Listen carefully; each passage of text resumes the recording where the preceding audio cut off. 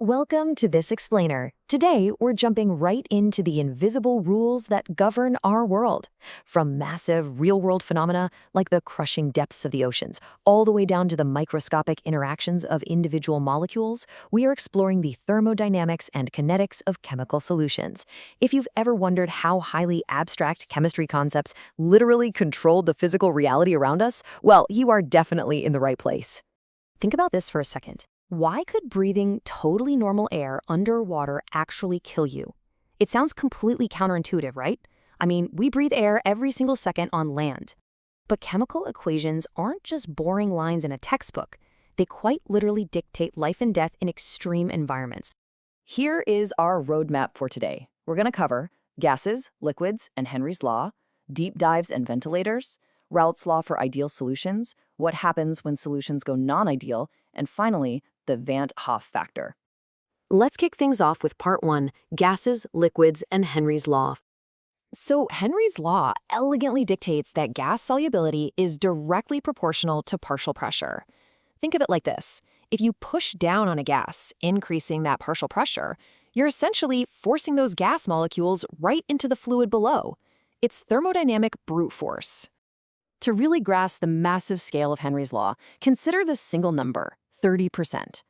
With industrial activities skyrocketing the amount of CO2 in our atmosphere, Henry's law absolutely guarantees that more of that CO2 dissolves into our oceans.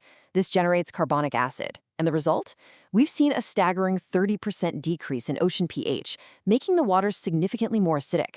This massive chemical shift currently threatens fragile ecosystems that are hypersensitive to pH changes, like our global coral reefs. Moving on to part 2, deep dives and ventilators.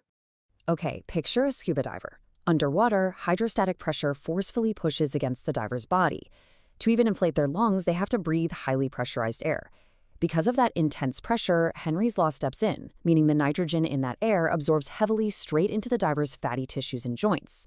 Now, if that diver makes a rapid ascent, the pressure suddenly drops. All that dissolved nitrogen violently bubbles out of the tissues, triggering a lethal, agonizing condition we know as the bends, or decompression sickness. But Henry's law also governs life-saving medical tech. During severe COVID-19 pneumonia, the barrier between the alveoli in the lungs and the bloodstream becomes heavily inflamed and filled with fluid. This creates a massive kinetic problem. Oxygen just doesn't have enough time to transfer into the blood. Ventilators actually rely on Henry's law to fight this.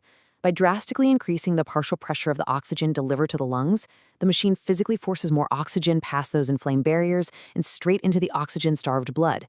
It's literally overcoming a lethal kinetic hurdle with sheer thermodynamic pressure.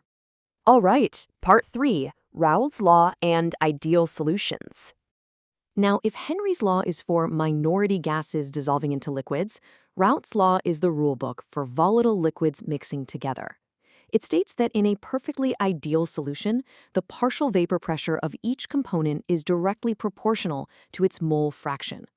It's amazing how this theoretical law allows chemists to precisely calculate vapor pressures for ideal solutions where molecules mix seamlessly. That kind of math is an absolute necessity for complex industrial processes. Think fractional distillation of petroleum, or even the delicate manufacturing of fine perfumes. Mathematically speaking, Raoult's law assumes a flawless, harmonious mixture. It calculates vapor pressure based entirely on the idea that the molecular interactions between two different liquids are completely identical to the interactions within their pure forms. In this theoretical world, there is no preference, there is no repulsion, just a perfect, mathematically proportional blend. Which brings us to part 4, when solutions go non-ideal. Because let's be real, we don't live in a perfect world. Most real chemical mixtures deviate from perfection because of messy, unequal intermolecular forces. When you mix two liquids and the solute and solvent actually repel each other or they just have weaker bonds in their pure forms, we see a positive deviation. The molecules escape into a vapor state way easier than expected, creating a higher vapor pressure. You see this when you mix ethanol and water. Conversely, when the molecules attract each other strongly, we get a negative deviation. The vapor pressure is lower than Raoult's law predicts because the molecules just want to stay together in the liquid phase, like when you mix acetone and chloroform.